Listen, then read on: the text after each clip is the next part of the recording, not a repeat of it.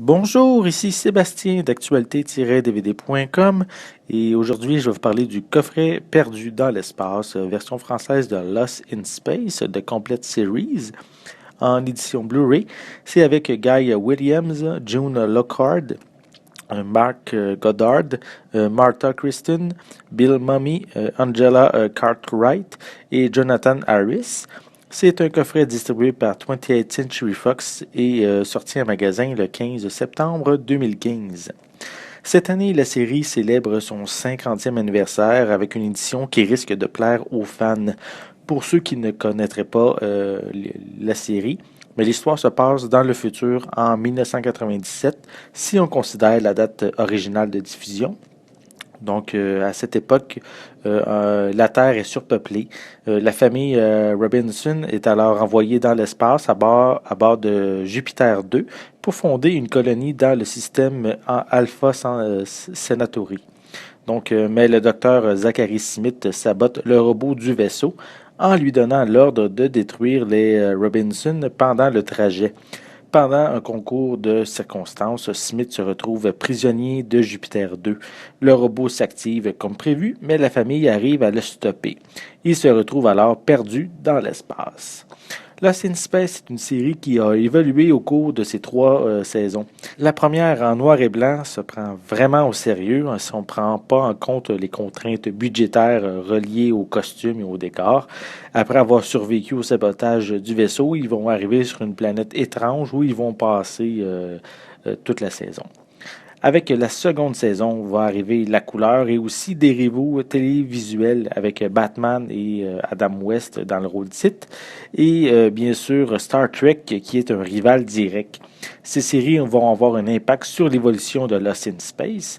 Au début, c'était l'aventure qui prédominait, mais par la suite, on a droit à plus de situations cocasses et à des épisodes plus axés sur les interactions de Will, du Dr. Smith et le robot, et bien sûr un petit peu le reste de la famille. Lost in Space est une série qui est très divertissante, mais qui a eu de la difficulté à se renouveler et à se développer afin de devenir une franchise comme l'a fait Star Trek. Oui, il y a eu une tentative en apportant la série au grand écran en 1998 avec Matt LeBlanc et Gary Oldman, mais les mauvaises critiques ont réduit à néant la possibilité d'une suite. Ce qui différencie ce coffret des précédentes éditions DVD est oui le fait d'avoir les épisodes en haute définition, mais c'est le travail de restauration qui a été fait et qui est tout simplement époustouflant.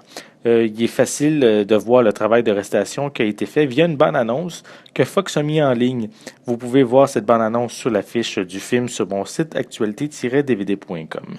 Même si un excellent travail a été fait, l'image n'est pas toujours parfaite et quelques scratchs peuvent apparaître par-ci et là sur certains épisodes. Le coffret vient avec une piste sonore anglaise DTS HD mono avec des sous-titres en anglais, français et espagnol. L'image est au format plein écran 1/37. Pour les suppléments, il y en a vraiment une quantité impressionnante et je ne vais pas ici tous les énumérer. Je vais juste vous mentionner les plus importants. La liste complète va être disponible sur la fiche du film qui est toujours sur mon site web. Donc, on y retrouve plusieurs commentaires audio sur différents épisodes par les membres de la production. On retrouve même un commentaire qui est fait par des fans de la franchise. On a plusieurs séquences promotionnelles d'époque, que ce soit en format audio, vidéo, des images.